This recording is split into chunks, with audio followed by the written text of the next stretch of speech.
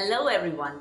Today, I want to talk about the importance of redesigning and creating your workspaces and living spaces using biophilic elements of design and how that can serve as an effective medium for personal growth.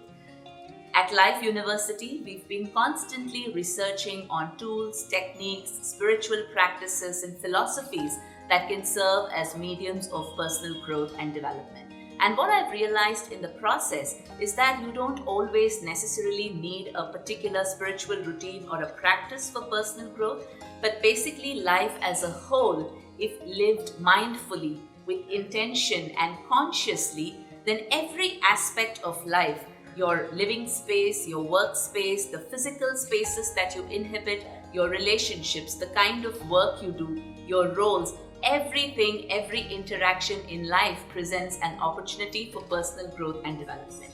We have spent the whole of last month sharing some of the amazing lessons that we learned during our road trip to Gujarat, and therefore how travel can be a very powerful medium for personal growth. And today I want to talk about how integrating your living spaces and workspaces with elements of nature, which is called biophilic design, can serve as a powerful medium for personal growth and your overall holistic well-being.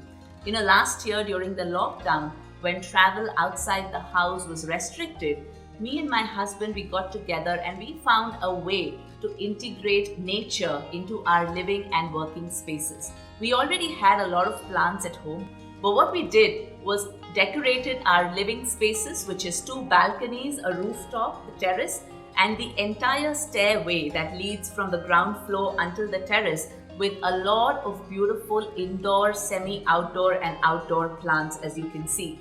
And we also found very beautiful, visually appealing, white colored pots of all shapes and sizes to hold those plants. So today we have more than 350 such plants in the entire apartment in which we live. And it's not a very big apartment, but just using greens and integrating our living spaces with these plants make it look very, very spacious. Now, I have experienced 3 very specific benefits that I want to share with you today. Every time I would feel a little low on energy or emotionally a little low, because 2020 was a tough year, whether it was in terms of financial struggles, career-related challenges, or just the challenge of being inside the 4 walls of the house for a very long time, it was definitely a challenge. So every time it would sap my energy levels or I would find myself going a little low, I would just go and spend a few minutes in the Vatika on top. We call it a Vatika. It's a square space on our terrace which is surrounded by plants, and I would take a wooden chair and just sit right in between, in the center. And within a few minutes, without making any efforts of positive thinking or meditation, or without trying to consciously calm myself down, within a few minutes, automatically, I would become calm and relaxed. This is because nature has this attribute of being present.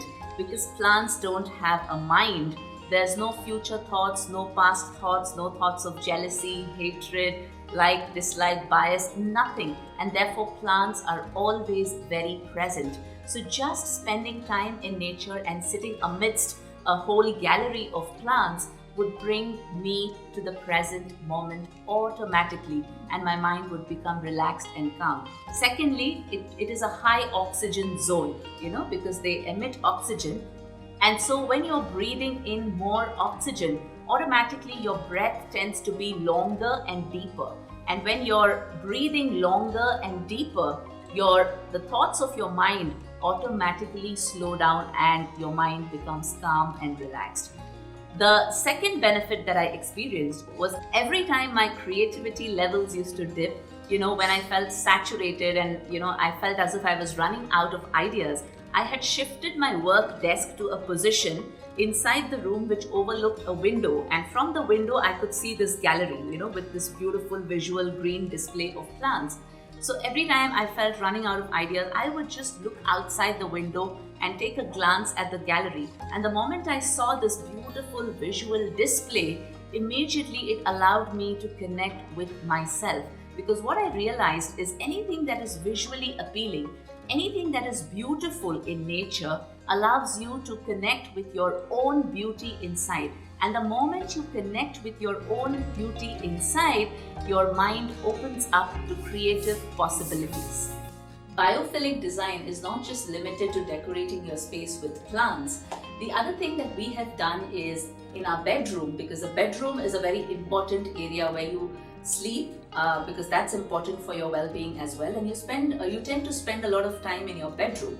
So in our bedroom, what we did is we took off the plastic paint that was there on the wall and we replastered the wall with something called as Vedic plaster. So this wall, as you can see, is now very porous and it is lively, and that's why it doesn't trap heat. So Vedic plaster is basically made up of mud, cow dung and gypsum and some other minor additives, and because it uses natural ingredients of cow dung, it is a natural thermal insulator. So this room remains naturally relatively cooler during summer months and it remains warmer during winter months.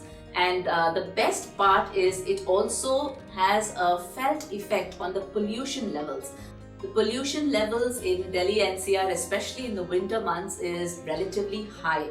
So when you actually walk into this room and if you just put a few plants as well, there is a felt difference in the levels of pollution. You actually feel that you've walked into a safer space, in a safer haven. The other advantage of using Vedic plaster to replaster our room was that we were able to manage the entire summer months living in Gurgaon, where the summer tends to peak in terms of temperatures. We were able to manage without air conditioning. And that too in the last year when we were actually sitting at home all day long because of the lockdown and the corona and all of that.